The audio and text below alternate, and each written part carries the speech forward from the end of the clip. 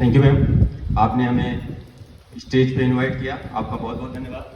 परमपिता परमेश्वर आपका बहुत बहुत धन्यवाद। आज मौसम बहुत सुहाना है। सबसे पहले मैं हमारे पिता तुल्य हमारे बीच में उपस्थित श्रीमान वासुदेव जी राठी के चरणों में मैं अपना प्रणाम अर्पित करता हूं। आप मुझे आशीर्वाद देते रहिए, आपके आशीर्वाद से ही हम विद्यालय को इतने ऊपर तक ले जा पाएंगे और आपका भी नाम रोशन करेंगे, अपना तो करेंगे ही करेंगे। और हमारे होनहार टीचर्स जो हमारे स्कूल की रीढ़ की हड्डी हैं, आपको भी इस स्वतंत्रता दिवस की बहुत बहुत बधाई। आपके घर में भी सुख शांति सब बरसे, ऐसी मनोकामना हमारी।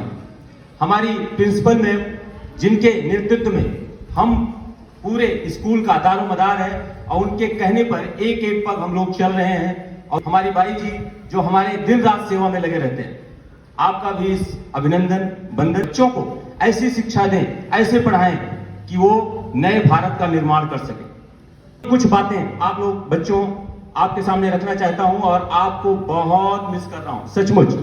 जब आप लोग होते हो हमारे सामने, अब आपको मैं देख पाता हूं, अभी आप लोग मुझे देख पा रहे हो लेकिन मैं आपको देख नहीं पा रहा हूं। जब आपको मैं देख पाता हूं तो हमारा जोश हाई हो जाता है, और आप ही हो जो हमारे स्कूल की हरियाली हो। आपके सामने ना होने से हमको अत्यंत कष्ट होता है। मुकेश सर, हमारे मैनेजमेंट के सब लोग लगे पड़े हैं, सरकार से निवेदन कर रहे हैं कि जल्द स्कूल खोलें और हम लोग आमने सामने होकर बातें करें। तो बच्चों, आज की परेशानी से बात हम करते हैं। ये आज का षड्यंत्र नहीं है, पुराना षड्यंत्र है, और आप लोग ध्यान से कुछ स्टोरी मैं आपके सामने शेयर करना चाहूंगा, वो मैं आपको करूंगा। कोई जमाना था जब भारत देश पूरे दुनिया में इसकी जीडीपी 25% हुआ करती थी, यानी 1/4 भाग जितनी ताकत थी वो भारत के पास थी। आज किसके पास है? आज किसके पास है आप लोग जानते हो? आप सुप्रीमो बोलते हो अमेरिका को, कुछ चीन लेके बैठा है, रशिया बोलते हो। ये लोगों के पास उतनी ताकत नहीं हुआ करती थी। और बच्चों, जिनके पास ताकत होती है लोग उन्हीं से जलन करते हैं, उनसे जलते हैं और उनकी ताकत छीनने की कोशिश करते हैं। तो क्या किया? सबसे पहले अगर किसी देश को आपको कमजोर करना है तो उसके शिक्षा पर आक्रमण करो, यानी वो शिक्षा से वंचित रह जाएं, अनपढ़ गवार हो जाएं वहां के लोग। तो क्या होगा? वो ना तो आगे बढ़ पाएंगे और ना उनके सोचने समझने की क्षमता खत्म हो जाती है। आपको याद है एक शख्स ऐसा है हमारे इतिहास में, बख्तियार खिलजी। उस लुटेरे का नाम ले रहा हूं मैं, उसको याद रखने की जरूरत तो नहीं है, लेकिन उसने ऐसा कर्म किया जिससे हमें याद करने की जरूरत पड़ रही है। बख्तियार खिलजी था और वो एक समय लूटते लूटते हमारे भारत देश को बिहार प्रांत में पहुंचा था। बिहार प्रांत में एक विश्वविद्यालय था, नालंदा विश्वविद्यालय। वहीं पर वो बीमार हो जाता है और अपने नीम हकीमों से कहता है कि भाई मैं तो बीमार हो रहा हूं, हमारी दवाई अच्छे से करो। तो वो लोग जो उनके साथ लगे होते हैं वो लोग उनको दवाइयां दिया, लेकिन वो उससे ठीक नहीं हो रहा था। फिर उसने कहा कि आप दूसरा कोई इलाज ढूंढो, आसपास कोई डॉक्टर है, कोई बड़ा वैद्य है, उसको बुलाओ।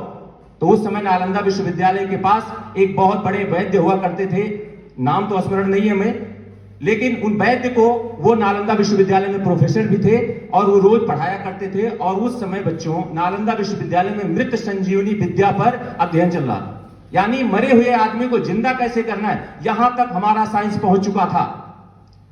और उस डॉक्टर, उस वैद्य को पकड़ा जाता है जबरदस्ती, उस लुटेरे के पास लाया जाता है और लुटेरा कहता है कि आप मुझे ठीक करो। तो डॉक्टर साहब बोलते हैं कोई बात नहीं, मैं तो, मेरा रोज का काम ही है, मैं ठीक कर दूंगा, अभी ठीक करता हूं आपको, ये कुछ दवाइयां हैं मैं आपको लिख के देता हूं, इसको जड़ी बूटियां, इसको खाओ और आप ठीक हो जाओगे।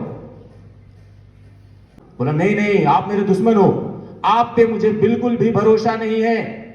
आप अगर मुझे दवाइयां दोगे तो हो सकता है मैं मर भी जाऊं, आप पे मुझे बिल्कुल भरोसा नहीं है, आप मुझे दवाइयां भी मत खिलाओ और मुझे ठीक करो। तो बोला भैया ऐसा कैसे पॉसिबल है, आप मेरी दवाइयां भी नहीं खाते और मैं ठीक भी, आपको ठीक भी कर दूं। वो बोला नहीं करोगे तो मैं आपका सर कलम कर दूंगा। अब तो वैद्य के पास असमंजस है, या तो मरे या तो उस जालिम को ठीक करे। क्या करे? फिर उन्होंने कहा कि ऐसा करो, 2 दिन की मुझे मोहलत दो, 2 दिन में मैं कुछ करता हूं। तो बोले कि क्या करोगे? मैं आपको एक बुक्स देता हूं, उसको आप पढ़ो, अच्छे से पढ़ो, और पढ़ोगे आप ठीक हो जाओगे। अरे आपके बुक पढ़ने से मैं ठीक हो जाऊंगा? हाँ भाई, मेरे को पता है, आप नहीं ठीक होना तब बताना, तब मेरा सर कलम कर देना, आप उस बुक को पढ़ना, मैं 2 दिन में आपको देता हूं। तो उन्होंने क्या किया, उस बुक को उसमें ले जाके बहुत सारी दवाइयां औषधियां लगाई और उस एक एक पेज पर उस पर लेप कर दिया, उसका लेपन किया और उसको सुखा के 2 दिन बाद उस बख्तियार खिलजी को दे दिया। जब दिया तो बख्तियार खिलजी को बोला 31 डेज का कोर्स है, आप इसको रोज पढ़ना। वो पढ़ता और अगले दिन जब वो पेज पलटता नहीं ना तो उसको जीभ से ऐसे करता, फिर आगे पलटता, ऐसे पलटता, इस तरह 31 डेज वो पढ़ता रहा और वो बिल्कुल ठीक हो गया। अब एक सद्भाव का क्या मतलब होता है, देखो अगर एक सद्भावना वाला व्यक्ति होता तो ऐसे अस्पताल को बहुत बड़ा अनुदान देता कि इस अस्पताल ने मुझे ठीक किया है, मैं इसको कई मंजिला बना दूंगा, मैं इसमें इतना सपोर्ट करूंगा कि इसमें और औषधियां खोजी जाए और बड़ा बनाया जाए इसको। लेकिन उसकी मानसिकता तो बहुत कुत्सित थी, वो लुटेरा था। उसने क्या किया, उसने बोला अगर इस तरह की किताबें इस यहाँ पे बनती रही तो इस देश को जीतना बहुत मुश्किल हो जाएगा, यहाँ के बच्चे पढ़ पढ़ के बहुत होनहार हो जाएंगे और हमें इसको जलाना पड़ेगा। और उसने जालिम ने उस यूनिवर्सिटी को जलाने का आदेश दे दिया और उस यूनिवर्सिटी को जला दिया गया। बच्चों एक ही नहीं, इस तरह 9-10 यूनिवर्सिटी अपने देश के विश्वविद्यालय जला दी गए। यानी क्या हुआ, हमारे देश के शिक्षा तंत्र पर हमला किया गया और तब से हमारे देश में कम पढ़ने वाले हो गए। क्या हो, जब यूनिवर्सिटी नहीं रहेगी पढ़ोगे कहां, विद्यालय नहीं रहेगी तो पढ़ोगे कहां, आप अच्छा ज्ञान प्राप्त नहीं कर सकते, वैज्ञानिक नहीं बन सकते, अच्छे पोस्ट पर नहीं जा सकते, आप अच्छा सा सोच नहीं सकते, तो क्या कर सकते हो। इसलिए उन्होंने उस शिक्षा तंत्र पे हमला किया और हम लोग तब से गरीब होना शुरू हो गए। आज सब बाहुबली बने पड़े और हम क्या, किस लिए कि हमारे शिक्षा तंत्र पर हमला हुआ। आज के देश में जब स्वतंत्रता हमें मिली 1947 में, उसके बाद हमारी शिक्षा पद्धति बढ़ी, बहुत सारे स्कूल बने, बहुत सारे कॉलेजेस बने। अब आज जब हम पढ़ने जा रहे हैं, खूब पढ़ पढ़ के इंजीनियर बन रहे हैं, पढ़ पढ़ के हम विद्वान बन रहे हैं, किताबें लेख लिख रहे हैं, तब दूसरों की नजर है हमारे ऊपर। चीन जैसे घटिया देश आज क्या कहते हैं, पबजी बना के हमें दे रहे हैं, पबजी बना के दे रहे हैं, फ्री फायर बना के दे रहे हैं कि आप पढ़ो मत। आज तो यूनिवर्सिटी चला नहीं सकते, हमारे पास भी मिसाइल है, आओ बेटा देख लेंगे। तो वो फिजिकली लड़ाई नहीं लड़ सकते, तो क्या कर सकते हैं, ऐसे ऐसे गेम बनाएंगे। आजकल ऑनलाइन सभी बच्चों के पास पहुंचने का बहुत आसान तरीका हो गया, पहले जमाने में ये था नहीं। अब क्या कहते हैं, सारे बच्चों को मानसिक तौर से विकलांग बनाना है, ऐसा हमारे पड़ोसी दुश्मन देश सोचते हैं। तो जैसा हमारा दुश्मन सोचता है और वैसे हम करते हैं। कैसे करते हैं, उन्होंने पबजी बनाया और भेज दिया, अब सारे बच्चे पढ़ाई छोड़कर उस पर लगे पड़े हैं। क्या आप चाहते हो, और जो आप वो ऐप डाउनलोड करते हो वो पैसा कहां जाता है, गया विदेश, चीन, पाकिस्तान या अलग देशों में जहां पर से वो आता है, और हम लोग उसको डाउनलोड करते हैं। मजबूत किसको बनाते हैं, उनको, और साथ में अपनी सोचने की क्षमता भी हम खत्म कर रहे हैं। क्या, हमें हमारा सारा दिमाग तो पबजी में लग गया, गेमिंग पे लग गया। अब का जो आक्रमण है वो इस तरह का ऑनलाइन आक्रमण हमारे ऊपर हुआ है। बच्चों, इससे बचने की हमें बहुत सख्त जरूरत है। अगर आप उस आक्रमण के लपेटे में आ गए तो एक बार फिर भारत को गुलाम बनाने से कोई नहीं रोक सकता। क्योंकि आप तो सारा दिन क्या सोचोगे, गेम के बारे में। आप वो चीजें सोच रहे हो जो आपको बिल्कुल काम आने वाली नहीं है। आप उस चीजों के बारे में सोचने, आप उससे कैसे बचो इसके बारे में सोचना है। उन्होंने आक्रमण कर दिया है, उन्होंने हमारे देश को अशिक्षित बनाने के लिए चाल चल दी है। आप उनकी चाल को सफल हो देना चाहते हो तो कर दो, आपकी मर्जी। एक दिन वो समय आएगा कि आप रहने के लिए जमीन मांगोगे, वो तुम्हारे घर पे कब्जा कर रहे होंगे, बस थोड़े ही दिन में कब्जा कर लेंगे। अगर आपने आज उस गेम को छोड़ दिया तो आप भविष्य में एक बड़े मजबूती से खड़े हो जाओगे। हमें बच्चों अपने दुश्मन की चाल को कभी कामयाब नहीं होने देना है। इस तरह के बहुत सारे आक्रमण होते रहे हैं और होते रहेंगे। बस ये है कि हमें उनकी चाल में फंसना नहीं। एक छोटी सी स्टोरी और, लोग कहते हैं भारत के लोग मूर्ख हैं, वो लोग कहते हैं इनको जिस चाल में फंसाओ फंस जाते हैं। आप लोग मूर्ख हो क्या? आप लोग जो चाल फेंकी जाएगी जिसी की बातों में आ जाओगे क्या? आंसर आना चाहिए आप लोगों का, नहीं और कभी नहीं, कभी नहीं आ सकते हमें उनके चाल में। जब पहली बार अंग्रेजों ने आक्रमण किया और अपने जीत की खुशी मना रहे थे तो कलकत्ता में जब वो मार्च निकाल रहे थे तो कुछ लोग, भारत के लोग खड़े होकर तालियां बजा रहे थे। उस अफसर ने कहा कि अगर वो सारे लोग, लाखों लोग अगर एक एक पत्थर लेके खड़े हो जाते और एक एक पत्थर मारते तो हम लोग वहां पे खड़े नहीं रह सकते थे। क्या आज तो वो लोग उस समय मूर्ख थे? क्यों? अशिक्षा थी, उनको पता ही नहीं था कि कौन जीता है कौन हारा है।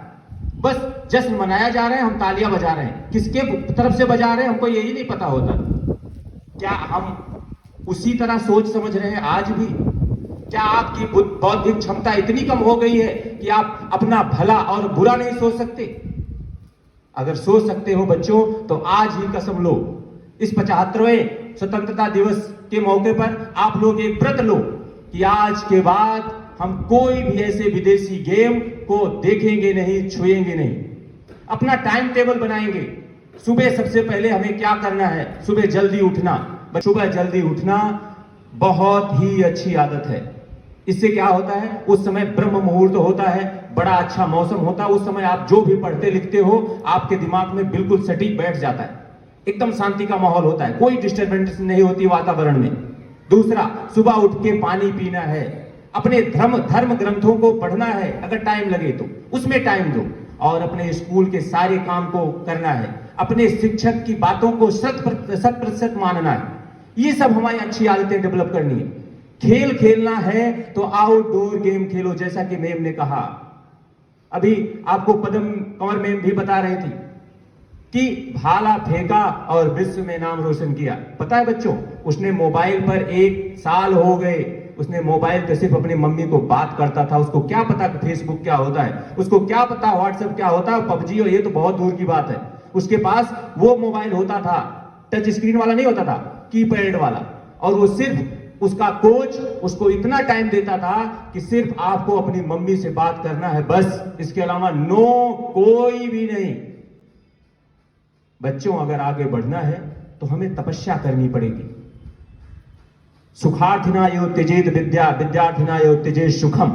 जो बच्चा सुख चाहता है, अपने मन मर्जी का करता है, ज्यादा देर तक सोता है, वो अपने विद्या को छोड़ देता है। और जो विद्या को ग्रहण करना चाहता है उसको सुख को तो छोड़ना ही पड़ेगा। तपस्या है, अपने को तपाओ और आगे बढ़ो। हमारा आप सबको आशीर्वाद है।